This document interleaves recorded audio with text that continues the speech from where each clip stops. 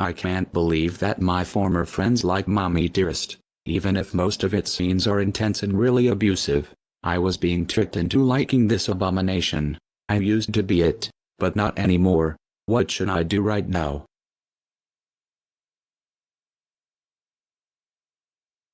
I know what to do. I'm going to rant on Mommy Dearest, and I found this camera underneath the couch. Let's roll up to the rant. 3, 2, 1. A few moments later. Hay nako, malala ang telenobelang Mommy Dearest sa GMA7 at ito ay nailabas sa ika-24 ng Pebrero, isang araw bago ang anibersaryo ng People Power. At masama talaga ang loob ko nung nakikita ko yon. Dati ako nanonood niyan pero hindi na dahil nagbago na ako. Isa pa, kapag nanonood ako niyan, naalala ko na kinulong ako ni Busnom gabi sa dark room dahil hindi na kami magkaibigan. Pinagpipilitan ni Olive na siya ang nanay ni Mookie at pinalabas niya na may sakit si Mookie kahit wala naman talaga siyang sakit. Mas naging nanay si Emma dahil siya ang totoong nagmamahal at nag-aalaga kay Mookie dahil nawalan siya ng anak dati.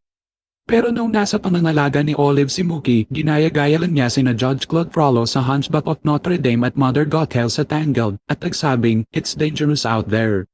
Pinalabas rin niya na allergic si Mookie sa pistachios kahit ilinaw ng isang tunay na doktor na hindi pala allergic si Mookie sa pistachios. At nung lumabas siya ng bahay, ikinulong ni Olive si Mookie sa dark room. Abusado ang ginawa niya. Nababaliw na talaga si Olive. Hindi yan disiplina, kundi abuso. Mga parusan ganyan ay pwedeng masira kaysa tumulong, lalong-lalo na sa bata. At ang mas malala pa, pinatay ni Olive si Jade at nagkunwaring kapatid niya.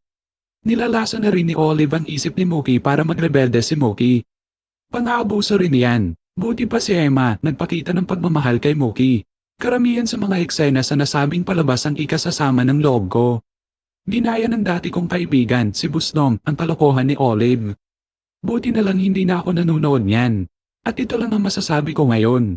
Maraming salamat po. A few moments later. Did you just rant on Mommy Dearest?